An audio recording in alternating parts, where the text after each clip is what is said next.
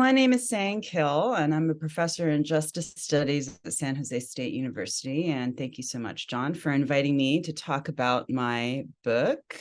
My book is titled Covering the Border War: How the News Media Creates Crime, Race, Nation, and the USA-Mexico Divide.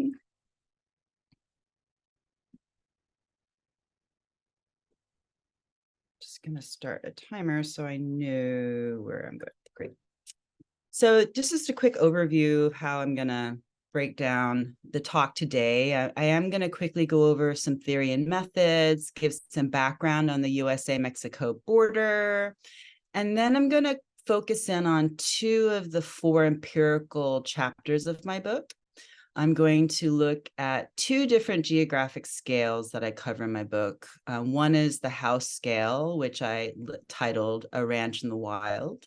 And then the second is the region scale, which kind of breaks down into 2 themes: a battlefield and a cataclysmic flood. And then I have some recommendations that I have for my book. And then, of course, opening it to questions that I can answer. Oops. So when I was a graduate student at Arizona State University and doing my dissertation, the reason why I got inspired about analyzing the news media and the coverage of the border was like 2 discrete events that overlap with each other.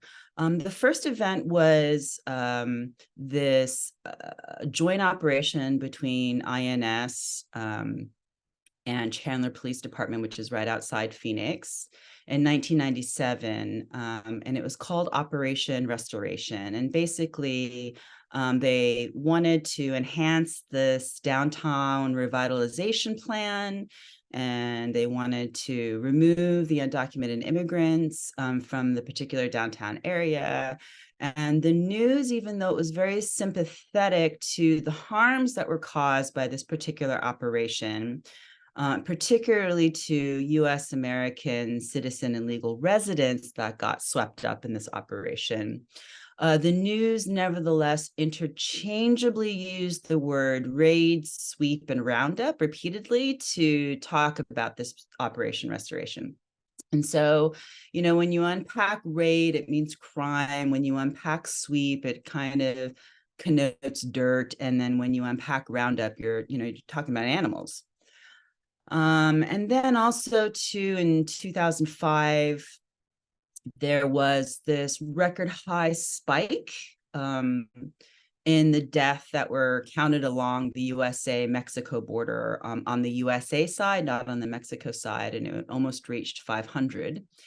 And after having seen year after year of almost these deaths reach 500, it started to, dawn on me that, there seemed to be this like human rights crisis that was happening on the border, but we weren't talking about it as a human rights crisis. So I created this theoretical model to try to make sense of all these really disparate like images and metaphors and descriptives that were used to describe what was happening on the border, and relate it to not only how immigrants are socially constructed in the news media, but also how whiteness is socially constructed.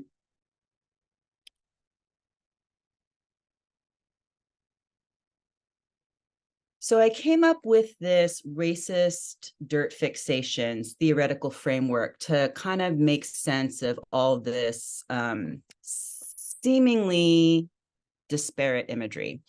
So I begin with the work of Mary Douglas, and she's an anthropologist that is into ontological understandings about dirt and disorder. And basically, she just creates this kind of hypothesis that, the physical body really informs how we know the world. And so things that are pure in danger to the body also kind of symbolically project outwards into society. And then to complement Douglas's work, I also used the work of Cornel West, who argues that there are 3 different types of genealogy of racism that are at work, typically. in white supremacy, and usually those come in the form of religious, scientific, or psychosexual ordered systems. And so I use Mary Douglas's and Cornell's work together as a base to kind of talk about these racist dirt fixations. And then to make it a little bit more complicated, but a little bit more orderly as well, I also talk about the ways in which geographic scale works to not only communicate purity and danger, i.e. Douglas, but also religious, scientific, and psychosexual preoccupations, i.e. West, hidden in different scales of, let's say, the body and its projections. So here's like a visual representation of what I'm talking about. So, we begin with the body here, and then it gets larger with the house scale, the region scale, the nation scale. And so my argument is that this is kind of where white supremacy hides, is in these geographic scales, within these talks of religious, scientific, psychosexual preoccupations of purity and danger, purity and impure, things of that nature. And then just a quick review of the methods. So I use critical discourse analysis because it allows me to uncover some of these ideological motivations that are not readily seen in text and talk. And I use inspiration from Bell Hooks and Toni Morrison in the way that they kind of approach whiteness and studying whiteness. Toni Morrison was really great about saying, we need to shift the critical gaze from the racial object to the racial subject, from the described and imagined to describers and imagineurs, from the serving to the served. And then Bell Hooks was really instrumental in just calling it out and saying, we need to, investigate the vernacular discourse of neo-colonial white supremacy. And I think the use of critical discourse analysis allows me to do that kind of stuff. It allows me to see what's beneath the surface of text, and then also do an intersectional analysis of what's beneath the surface. And intersectionality is just a way for me to look at not just race, but also how it intersects with class or gender, sexuality, disability, citizenship, these different categories of identity.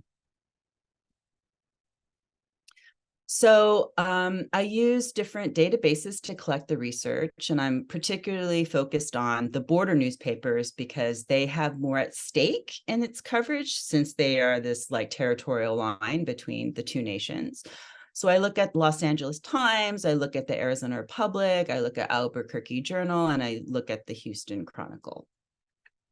And then I'm interested in a particular heightened historical period.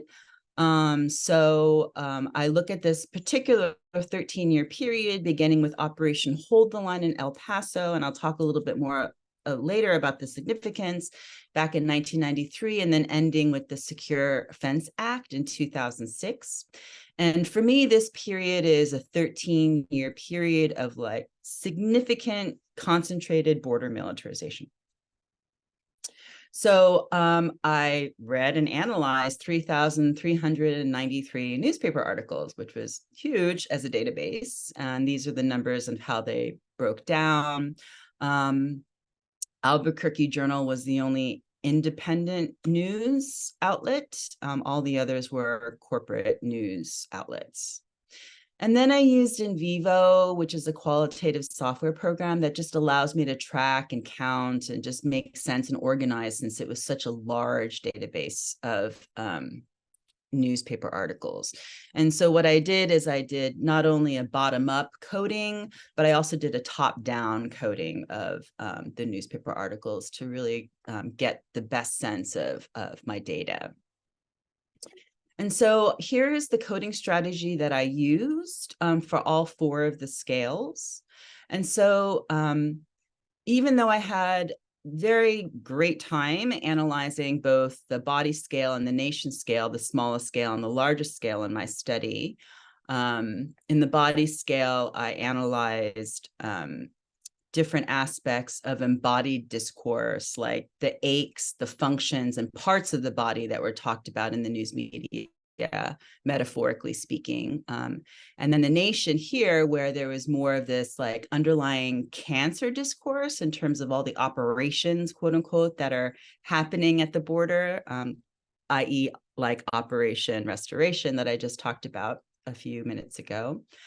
I really chose today to focus on these two scales, the house and region scales. And that's because I think on a national level, even away from the border, these two scales, I think, have a lot of currency right now, especially with MAGA and Trump and Biden and the contestation for the White House.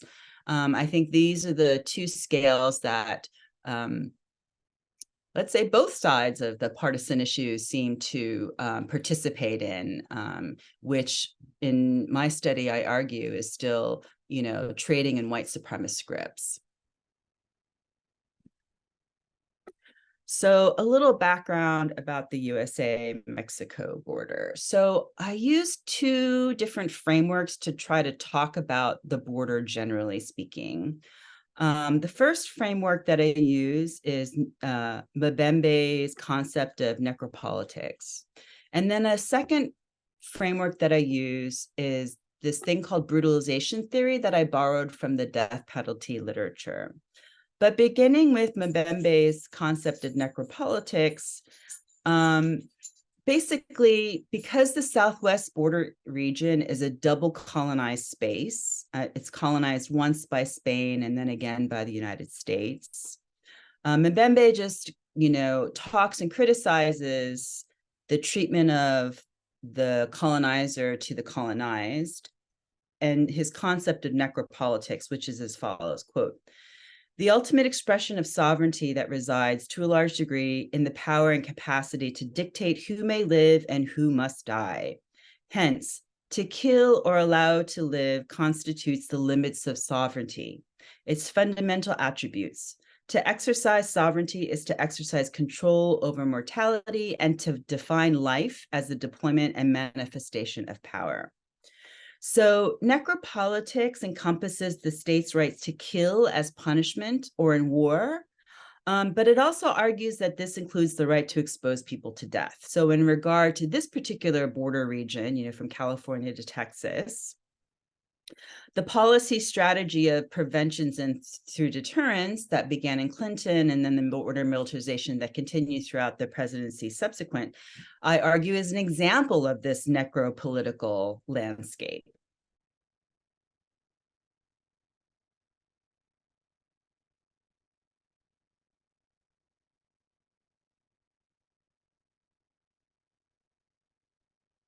Oops, didn't mean to go. Let me go back really quickly. So the other thing that I wanted to talk about in terms of the border region is that what's happening with the militarization in particular is that typically, before the prevention through deterrence policies during Clinton were enacted, immigrants typically crossed in the more urban settings because they were safer. So there was a lot of crossings here in California, here in Texas, in the urban areas. And so prevention through deterrence was this very intentional militarization to try to block these safer passages in urban areas, to try to push the migration passage into these desert regions, to use the harshness of the desert as a means to deter people from crossing the border. But unfortunately, there was no deterrence. And so it just, squeezed and bottlenecked people into this very dangerous region of crossing. And then I use brutalization theory to kind of explain why then vigilantes started to converge in this area in the early 2000s as this quote unquote ground zero for immigration, and particularly in Arizona in 2005 when the Minutemen converged. And I talk about the mimicry, basically. Brutalization theory from the death penalty literature says Death penalty doesn't work because deterrence theory is based on the fact that, a citizen or a resident is going to look at the state killing this criminal, and they're going to, identify with the criminal and be like, oh, well, I don't want to murder because I don't want to end up like that guy.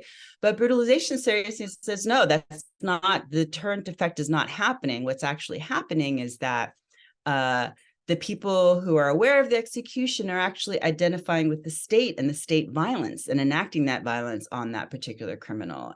And so that's how I explain why there's the vigilantes seem to be mimicking governments, rhetoric, clothing, posture, technology, as they make claims to protect the border.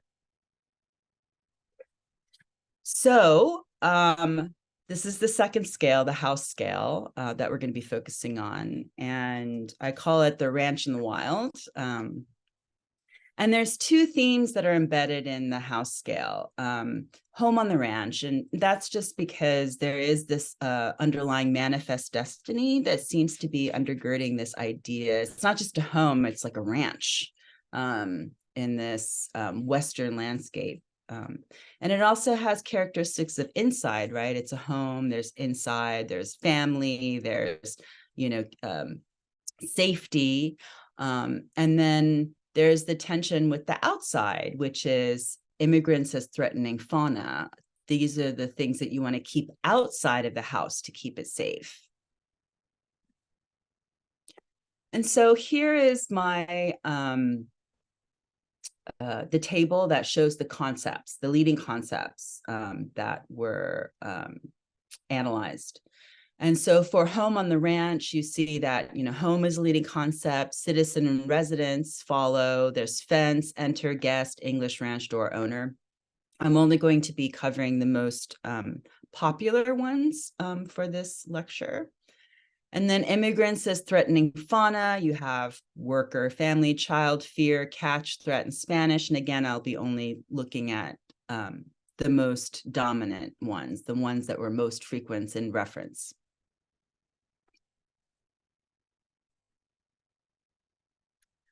So here is an example of home. And in my book, I try to include as much of the article as possible. So there's just going to be a lot of text because I just want to capture its context as much as possible. So notions of a vulnerable body politic are communicated in this headline, the Arizona border's weakest spot, to try to help justify the fortification with aircrafts, agents for securing the border at its most popular location. It talks about, quote unquote, well-established smuggling corridors and almost 400 miles of shared border with Mexico that are, quote unquote, remote and treacherous. And it paints this high stakes game that involves homeland security. So this contributes to the notion that immigrants are criminal home intruders when they cross the border, entering the homeland that does not belong to them or no longer belongs to them in case of Mexican national who cross. So the home is a desire and concept that expresses a secure and bounded identity, and the idea of home as a territory is closely associated with, of course, family. However, as nativism progresses over time, the imagined family becomes more white, more privileged, more patriarchal, more able-bodied. And the recent use of home and homeland by the US is kind of curious. Remember, homeland security was something that was born post 9/11. And Kaplan in 2003 notes that before President George W. Bush, no president ever had used the word homeland to describe the USA. And Kaplan finds it odd because the term is typically used by ethnic groups who are struggling against great odds for their sovereignty, like the case of Palestine, which is really relevant at this particular moment right now, which is quite unlike the US-American situation.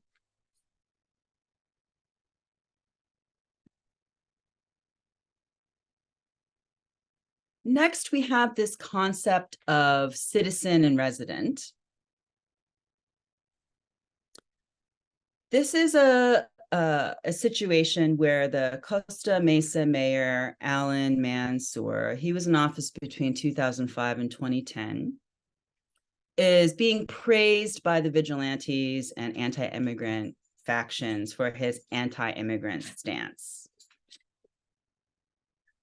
He offered in 2005 a proposal to allow police to check a person's immigration status that would predate the SB 1070 in Arizona that happened in 2010, that basically wanted police to racially profile people's immigration status. So in April 2005, Jim Gilchrist and Chris Simcox, who are vigilantes, they helped to start this citizen vigilante group called the Minuteman Project, which I mentioned prior, that converged in Arizona in 2005. And basically they patrolled the border in paramilitary gear and quote, hunting for immigrants to detain. So this quote unquote border battle in quote unquote fighting illegal immigration and new turf, for this particular mayor, is something that the vigilante Gilchrist calls, quote, a dream come true, unquote. So Gilchrist is known because he promotes this idea of reconquista, or the reconquest of lands that formerly belonged to Mexico through undocumented Mexican migration, in his book titled Minutemen, The Battle to Secure American Borders, that was co-authored with Jerome Corsi. In 2005, Gilchrist capitalized on his fame with the Minuteman Project and ran and lost, thankfully, as a third-party candidate for the 48th Congressional District in Orange County. Gilchrist also encouraged the idea that Central American children immigrating into the USA are the quote-unquote vanguard of the quote-unquote Trojan horse invasion, and even sympathized with the idea of gassing these children to death at the border. Ironically, President Obama began using tear gas on immigrants at the border in 2010, and it has been used 126 times since 2012. The Border Patrol's use of tear gas reached a 7-year record high under President Trump. The Chemical Weapons Convention bans the use of tear gas by international law. And in Santa Ana's 1999 study of news media coverage of immigration, he documented that, quote, immigrants correspond to citizen as animal corresponds to humans. And I think Gilchrist is a strong promoter of this racist logic. And part of this quote unquote animalization of immigrants is to see them all with criminal intentions.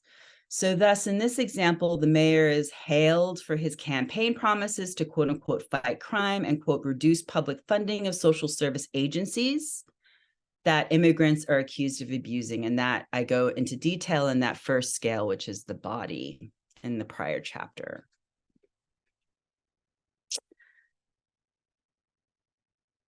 So surprisingly, fence was a real lead. It wasn't wall, it was fence, the concept. And here's an example of fence in the data.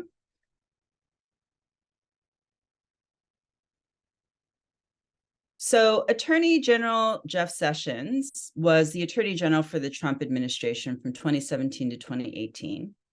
And he has dodged accusations of racism throughout his career.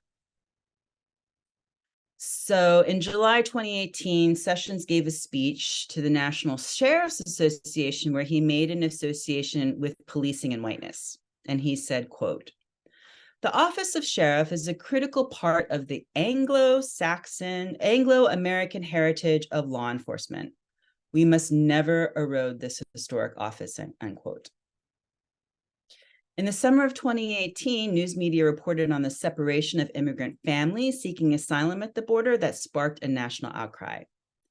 Asked to comment on the situation on a conservative radio program, Sessions stated, quote, if people, undocumented immigrants, don't want to be separated from their children, they should not bring them with them across the border. We've got to get this message out. You're not given immunity, end quote. Sessions' use of the quote from Robert Frost's Mending Wall, and here it's down here, good fences make good neighbors, overlooks that the poem was actually a critique of boundaries versus hospitality as well as privacy. So for Sessions, building a quote unquote double, triple layered unquote fencing with a more quote unquote enforcement focused approach with the passage of the 2006 Secure Fence Act just quote toughens the border stand and is quote signal to the world that our border is not open, it's closed. So both the message of the additional fencing and the signal of separating parents from children sent to undocumented immigrants is part, again, of this necropolitical brutalization process that I described in my background chapter. Both convey that the USA is a colonizer who decides who will live, including separating parents from their children, and who will die by attempting to cross the border with fences and barriers in remote areas, by treating immigrants as abusable, expendable, and less than human.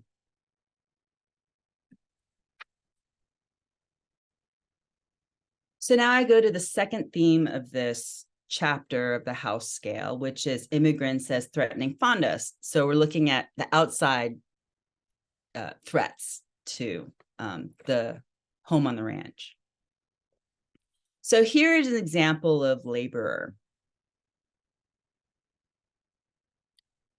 So as you can see, the word lure is used in addition to chain. So lure and chain image suggests that immigrants are placed at the quote unquote bottom as quote human mules who risk their own hides, unquote, for quote unquote fast American cash. So this image suggests a type of food chain where immigrants are unthinking animals and beasts of burden and occupy a link in the chain below humans, where humans, quote unquote, lure immigrants in order to capture their labor and deliver, quote unquote, loads of goods and service to the USA.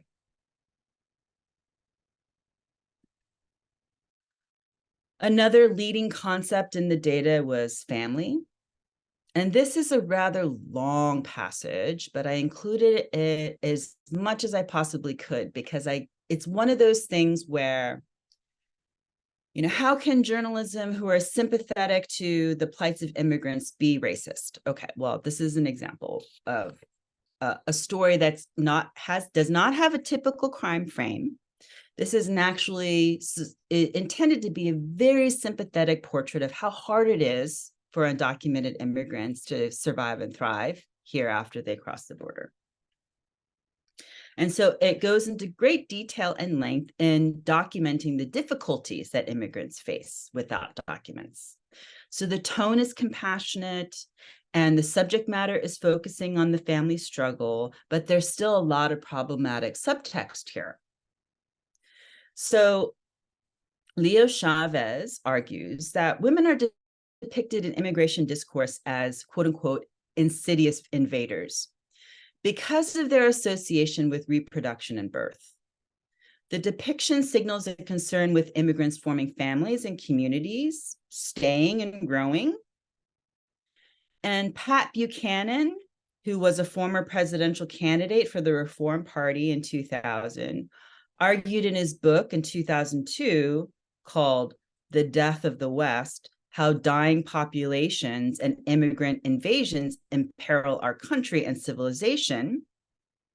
He argued that immigrant women give birth to more children than native white women and would lead to the demise of Western civilization and white people as we know it. President Trump, former President Trump, seemed to mimic Buchanan's concern with his tweet in October 31st, 2018.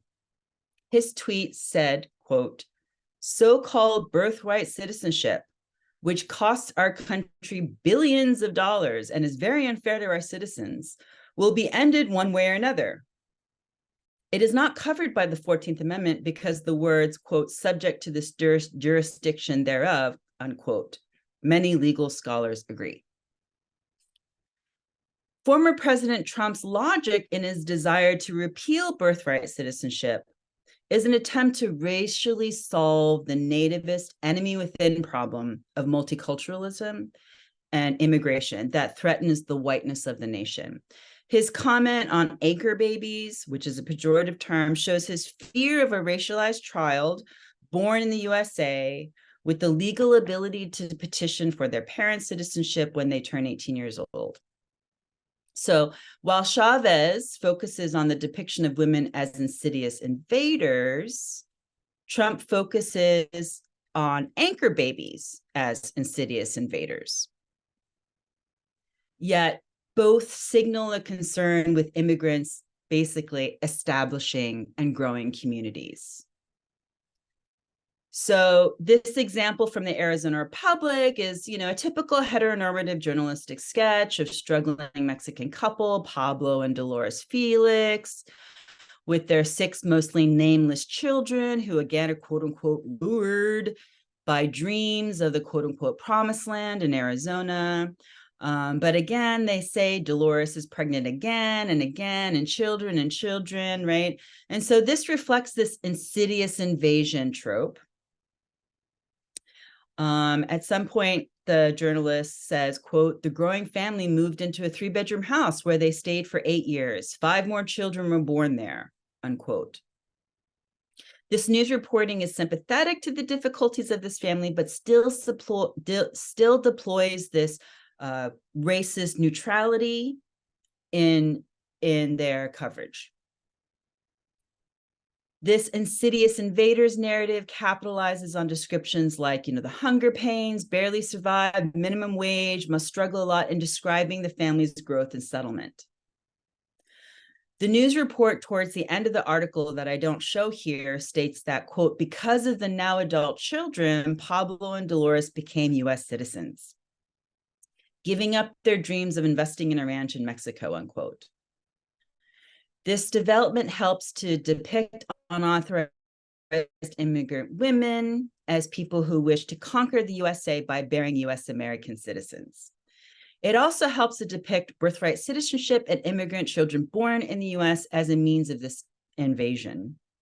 Since immigrants reside and work in the nation, this kind of magical thinking permits contagion or ideas of contagion to spread through the formation of immigrant families and communities, which is seen as a national assault by immigrants that will lead to racial conquest of the nation. So now I'm going to chapter 5, which is looking at the region scale and particularly 2 themes, the battlefield as well as the cataclysmic flood. So here is the leading concepts of battlefield, war, smuggle, protect, foreign, arrest, military, kill, courts, and terrorism. I'll be looking at war and military for this talk. And then for the cataclysmic flood, I just look at headlines because these water metaphors are so woven into all the examples in the book that I just decided to kind of switch up my analysis to just look at headlines to kind of show its meaning and impact. So here is an example of war and military from the Houston Chronicle. Border shooting spurs new military training. Officials defend use of Marines in the drug war. And this basically is talking about Joint Task Force 6, which is these more direct militarizations of using military paradigm equipment, training, etc., along the border. So Timothy Dunn was one of the first theorists of border militarization, and he talked about this Southwest border region in terms of low intensity conflict. And that's just basically how use of warfare was used to control and target civilian populations in less developed countries, particularly Central America, in order to quell any type of uprising or revolutions in a particular region. And low intensity conflict typically possesses three attributes. One is an emphasis on the internal defense of the nation. Two, it's an emphasis on controlled target civilian populations rather than just the land or territory. And three, the assumption by the military of police-like or other unconventional, typically non-military roles, along with the adoption by the police of military characteristics. So Joint Task Force 6, which this article talks about, represents that low intensity conflict paradigm that Timothy Dunn is talking about. It's the integration of police and military low-intensity conflict doctrine on the border. So Joint Task Force 6 is one of the longest lasting joint task forces in the U.S. American military history, and its principal coordinating body for the collaborative drug enforcement efforts in the Southwest border region. And this newspaper article example opens up with two incidents where camouflaged or hidden military personnel were shot by unknown civilians, where military rules of engagement allow fired upon troops to shoot civilians in self-defense. However, only restraint prevented injury or death of these civilians. Those deaths would have been justified otherwise. But that's not the case for Ezekiel Hernandez Jr. So in 1997, it's an example of how brutalizing necropolitics not only applied to undocumented immigrants, but also US American citizens. Because the Marines in Joint Task Force 6 stalked and killed Ezekiel when he was herding his goats in the border region. And the Marines did not provide immediate aid, thinking he was a drug runner. And unfortunately, this teenager bled out on a hill overlooking his home. And no one from Joint Task Force 6 was convicted of his murder. So these are the headlines that I use to illustrate water imagery. So flood water seems to just permeate the data. And so, these headlines kind of show, and they're still obviously very prevalent in how we talk about immigration, because I think you can open up any mainstream newspaper today or listen to the news tonight if they have something about immigration, and they'll use things like flow, waves, overwhelm, flood to discuss immigration matters. And I think these type of headlines or the use of water imagery to discuss immigration instill a sense of cataclysmic destruction, much like watery global catastrophes that are portrayed in such films as San Andreas in 2015 or The Day After Tomorrow in 2003. But the question is, why is water so closely associated with immigration? And I think that there's like religious influence basically happening for this type of water imagery. So I think that the flood myth is one of the most popular global myths. And I think that the flood myth might be one of the most studied stories in human history. And so many cultures and societies have flood myths. The Judeo-Christian tradition has the flood story in the Genesis chapter of the Bible in the Old Testament, and it has great influence on US American culture. And so the basic structure of the flood myth contains 5 elements. First, humans live in fundamental opposition to the laws of God or nature and ignore the warnings of potential catastrophe. 2, select individual, listen to the warnings and take action to survive. 3, the storm sweeps across the land, destroying both physical and social structures of the humankind. 4, social order is reorganized in line with the laws of God and nature. And 5, the earth is purified. So this type of nativist imagery that we're seeing in these headlines may signal a symbolic warning that white dominance in the nation will inevitably perish. If we apply this myth's basic structure to the contemporary border region and the shifting demographic changes in the nation, we can start to see how water imagery can be religious imagery coupled with racialized nightmare of the end of the world. So 1, the nation is ignoring warnings of the danger of undocumented immigrants. 2, select individual like white supremacists and border vigilantes listen to the warnings and take action to survive, like quote unquote hunting immigrants and agitating for more law enforcement policies on the border, or like former President Trump. 3, undocumented immigration continues to increase because of neoliberal policies and increased militarization at the border, and is forecasted to help change the racial demographic from a mostly white to a mostly people of color nation by the year 2045. And social and racial order is reorganized along more multiracial, non-white lines. And finally, the nation is purified of white supremacy. So I end with like 2 simple recommendations for my study. One, because I go into depth about the different presidential stances around border militarization, and I show that it's not just a Democrat and Republican thing, that both are equally participate in border militarization. And in fact, it's hard to believe, I think Democrats have actually done the more damage than Republicans, even including former Trump's racist nativism, that these border militarization policies are basically a form of racial gaslighting. They don't prevent immigration numbers from rising. They actually increase immigration numbers. They cause a lot of destruction, not just environmentally, but in terms of human lives. It creates a human rights crisis that is not being treated as a human rights crisis. And so thus I say it's a form of racial gaslighting.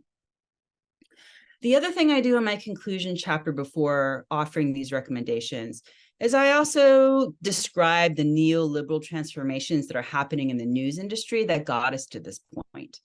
And so basically, mainstream media is divided into 5 major global corporations that control most of how we understand the world. And this can be a very white way of seeing how things are going. I think right now, what's happening with the media coverage of Israel and Palestine is another example of this that quite mirrors the study that I'm doing right here now about the USA-Mexico border. And so I do have a call for more color-conscious intersectional advocacy journalism, which does push against the norms of journalism in terms of neutrality, objectivity, and balance. But there is nothing else that I can see that could be an effective pushback against this racist nativism that I see happening in the data along the border. And that is my presentation. Well, thank you for that. I think we'll open it up for questions. If anyone has a question, you can raise your hand, turn your mic on and wave at us, or otherwise, yeah, Natalie, go ahead. Thank you. I have 2 questions, actually. First saying thank you. That was really, really very illuminating. So my first question is, with the way that this is set up along the border, right, this militarization and this protection by force, my understanding is that there's never really been a point in time where that level of force would be warranted. We've never seen like a flood of people from Mexico storming the border, right, to take over the country. It's people literally trying to escape terrible living conditions, correct? Like, so I'm curious to kind of your thoughts on that. And, has there been an instance where that use of force has actually been matched on the other side? Yeah, so your question makes me think of 2 things. One is that, before militarization, it used to be very seasonal, the migration. So there was like, so it was very much, motivated by agriculture or US American economic needs. So immigrants would cross the border, work seasonally, take that money, bring it back, and they would, put a foundation down or add to the house or get plenty, that kind of thing. And then they come back for another season and da, da, da, da. So what happened with border militarization is that the stakes got really higher to cross the border. And now you have to use coyotes and you have to pay exorbitant amount of money for coyotes. And now that the gangs are involved in the coyote border crossing, it's really expensive. So before you didn't need a coyote, you could just walk across the border. And now you need thousands and thousands of dollars to do that. And so now it's increased the population of undocumented immigrants because it's safer for them to stay and settle here than to go back seasonally to their home base, you know. So that's where the border militarization policies have backfired, and they did the exact opposite of what they were proposed to be doing. And then your question makes me think of the second point, which is, you know, post 9/11 terrorism, right? And so a lot of the rhetoric for militarization is to stop terrorist penetrations post 9/11. But, you know, ironically, the only terrorist penetration that we've had of our border has been the Canadian border.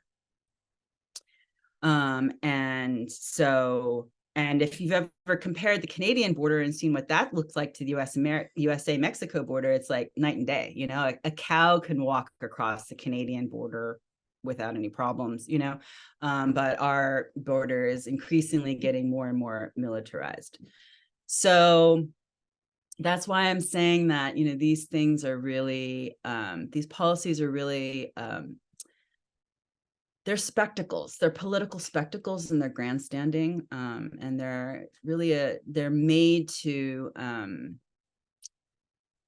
they're not made on fact, they're made on fictions that capitalize on racial nightmares about, you know, the future of the nation, the fabric of multiculturalism, and but there's still a lot of political capital involved in it. So I hope I answered your question. Yeah, thank you. Sandra.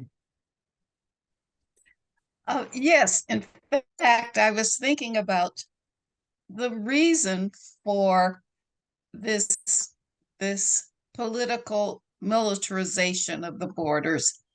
And I wanted to know, the politicians are responding to some sort of expressed fear in the public. And I wondered what that fear was. I kept thinking, is it because they fear losing the whiteness of the US?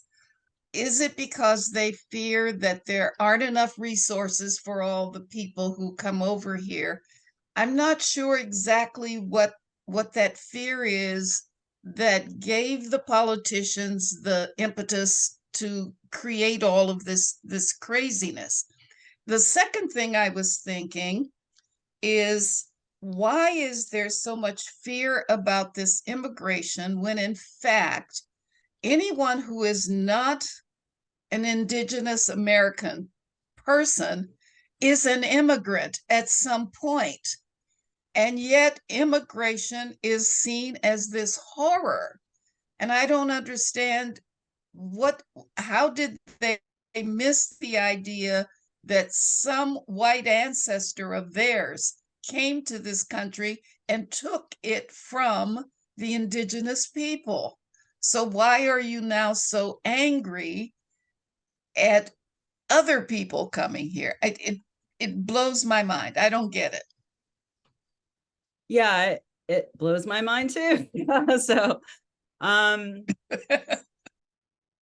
what I found to be really interesting when the Minutemen converged in 2005 in Arizona, and I was a human rights observer. I got trained as a human rights observer, and I did a couple of tours of duty in terms of, you know, observing them and their quote unquote hunt for immigrants.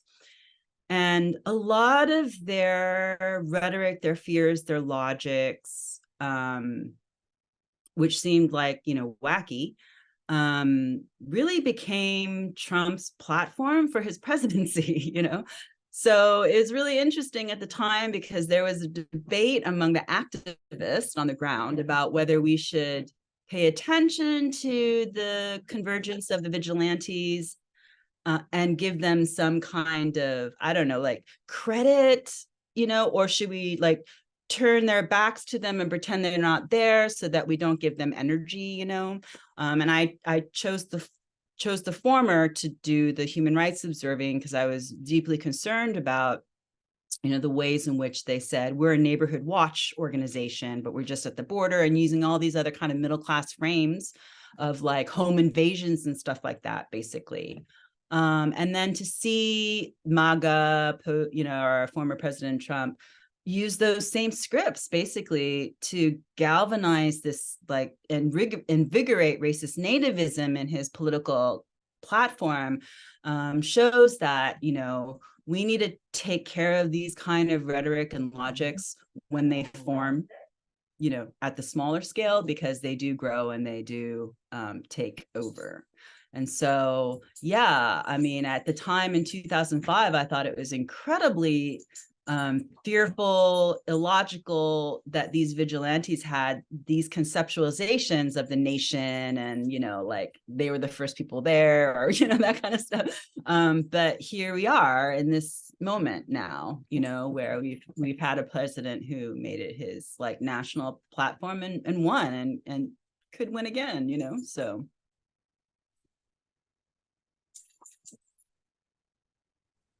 Well, I think that will, if anyone else has a question, you could send it in the chat or raise your hand. Otherwise, Natalie has something else to say. Sorry, John. Thank you.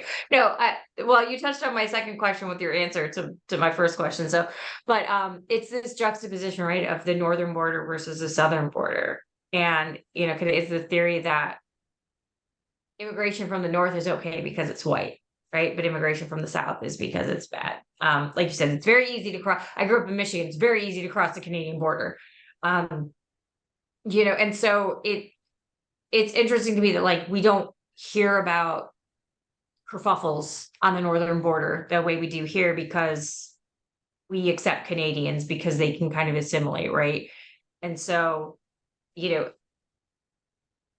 are there instances where, like you said, right, the only time we've ever had a terrorist kind of come into our country was from the north, but like we don't focus on that because that was once, and all these immigrants from the south coming in are somehow more threatening than a person who's actually done damage, right? Right.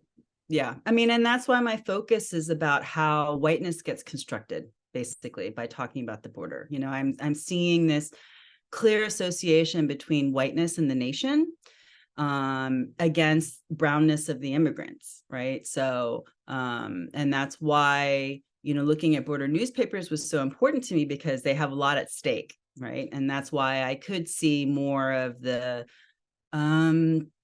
let's say, more fascist racism, the ones that, you know, use like, you know, cancer metaphors or, you know, attacking the body kind of stuff in the border newspapers, because they have more like racialized stakes going on there. And so, and that's why I focused on the scale of the House and the scale of the region, because I think that's the dialogue now that Trump really popularized and is more in currency right now. You know, I think when he said, you know, he used the metaphor, get off our lawn, right? I mean, he's basically in reference to immigrants, you know, he's saying, oh, this is my house and you're an intruder on my lawn, you know, and he's kind of intimating kind of stand your ground kind of stuff, right? In terms of like, I'll shoot you, you know, if you're on my lawn.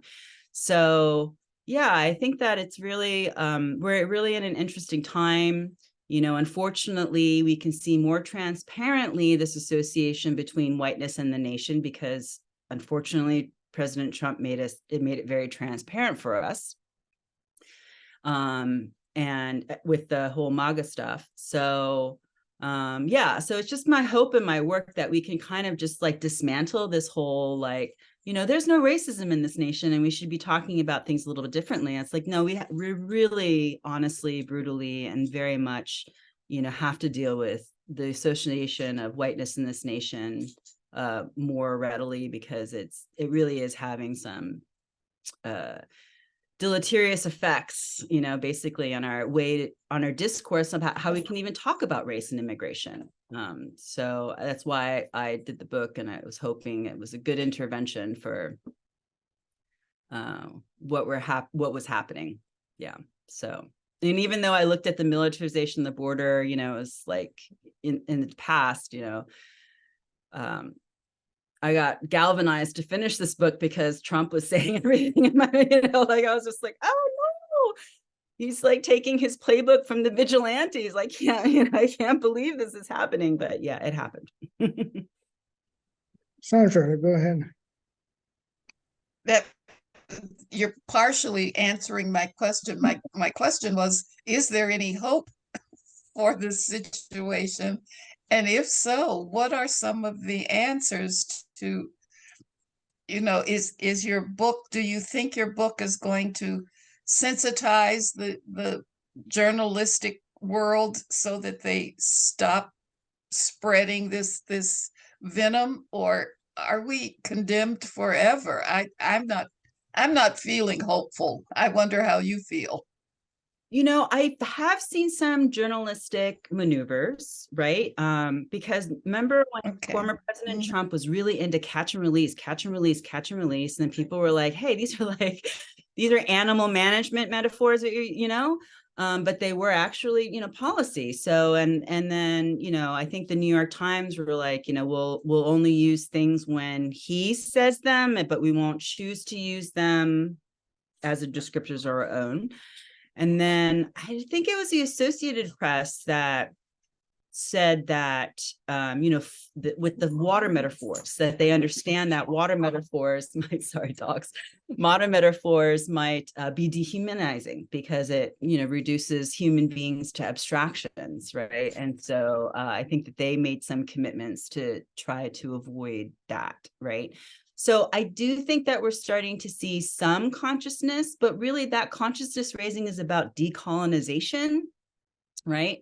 And that, we are a settler colonial nation and that we have participated in colonialisms. I know a lot of my students don't see it that way, but we have, and we have to recognize that decolonization processes have to happen, not only in policy, but also in rhetoric, if we really truly want to be inclusive and less divisive with our politics. And that applies to Democrats as well as Republicans, because I do call out Democrats quite a bit in my book.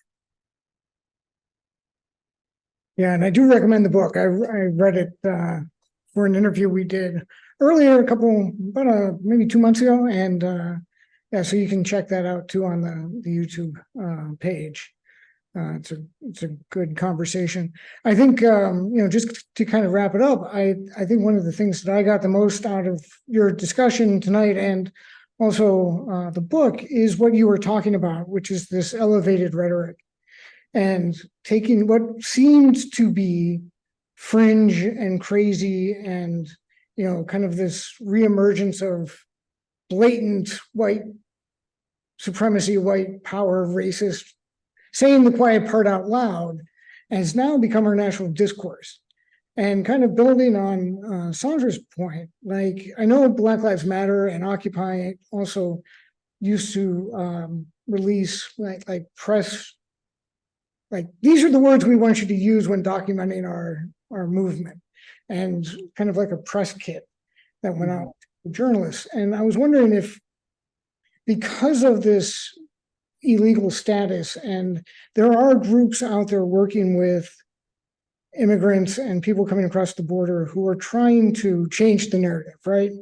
And are some of them, are you familiar with some of them? Like talking about your work with, the Minutemen, if someone wanted to know more about that, where should they investigate that?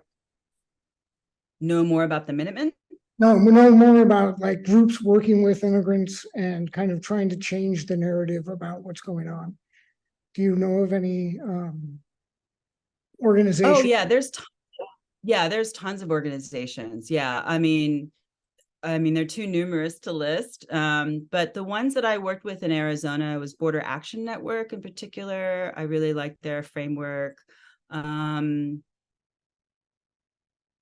what were the other ones? Derechos Humanos as well. Did a lot of work on that in Arizona. And they're still around and they're still kicking.